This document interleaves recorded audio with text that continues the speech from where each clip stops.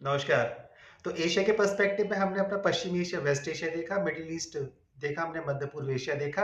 हमने last lecture में discuss करा था कि सेंट्रल एशिया के कौन-कौन से देश, उनकी कैपिटल देखी थी, लाल बहादुर शास्त्री जी को डिस्कस करा था और कैस्पियन सी की स्टडीज़ करी थी। तो आपने नहीं देखा है तो एक बार उनको रेफर कर लीजिए। आज हम बात क मतलब इस लेक्चर में हम बात करेंगे पूर्वी एशिया की। तो जब हम मध्य एशिया का डिस्कशन कर रहे थे, तो हमने कहा था बड़ी इंपॉर्टेंट लोकेशन है जहाँ से भारत के लिए एक रूट खुल जाता है यूरोप के लिए और इसलिए भारत मध्य एशिया पे अपने बहुत अच्छे मित्र संबंध रखता है। अब इस मध्य एशिया के पूर्व की तरफ हमको मिलता है पूर्वी एशिया। इस पूर्वी एशिया में सबसे बड़ा देश हमको मिल जाता है, वह मिल जाता है चीन।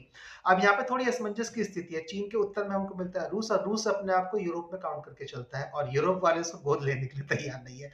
तो ये थोड़ी सी असमंजस की स्थिति है, लेकिन रूस इस विश्व में जो एक ऐसा देश है जिस पर आप 12 महीने आग बंद करके किसी भी सीजन में मौसम में विश्वास कर सकते हैं, तो वह रूस है। और मेरा आपसे विनम्र निवेदन हमेशा रहता है, पैसों की जगह रिश्तों में इन्वेस्टमेंट करिए, ये अधिक काम आते हैं।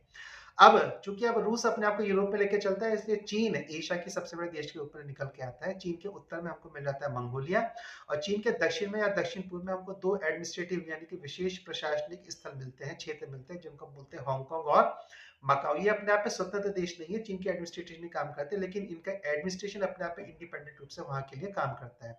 अब इसके अगर हम पूर्व में चलते हैं तो हमको मिल जाता है ताइवान और चीन और ताइवान के मध्य में एक स्टेट है जिसको बोलते हैं ताइवान स्टेट, जो कि पूर्वी चीन सागर, दक्षिणी चीन सागर, ईस्ट चाइना सी और साउथ चाइना सी को आपस में कनेक्ट कर देता है। तो जब हम पूर्वी चीन सागर ईस्ट चाइना सी की तरफ जाएंगे तो वहां पे हमको मिल जाता है हमारा साउथ कोरिया, उसके उत्तर में हमको मिलता है हमारा उत्तर कोरिया। अब इसके जब हम पूर्व में आगे की ओर बढ़ते हैं तो वहां पे हमको मिलता है ईस्ट सी या जापान सी और उससे लगा हुआ पूर्व में हमको मिल जाता है हमारा जापान। और जापान के नीचे और ऊपर आर्चिपेलागोस यानी कि जो वॉल्केनिक आइलैंड होते हैं उनकी पूरी की पूरी अपने आप में चेन है। और इस प्रकार से जो ईस्ट एशिया की स्टडी है वो हमारी कंक्लूड होती है, क्योंकि जब हम जापान के दक्षिण की ओर चलेंगे तो हमारे पास पहला बड़ा देश मिलता है हमको फिलीपींस। और फिलीपींस जो वो अपने आप में दक्षिण पूर्व एशिया में गिना जाता है। तो इस प्रकार से यहाँ पर पूर्वी एशिया की जो गिनती है देशों के स्थान पर वह अपने आप में पूर्व होती है। इससे पहले के लेक्चर भी देख लीजिएगा, इसको भी स्टडीज कर लीजिएगा।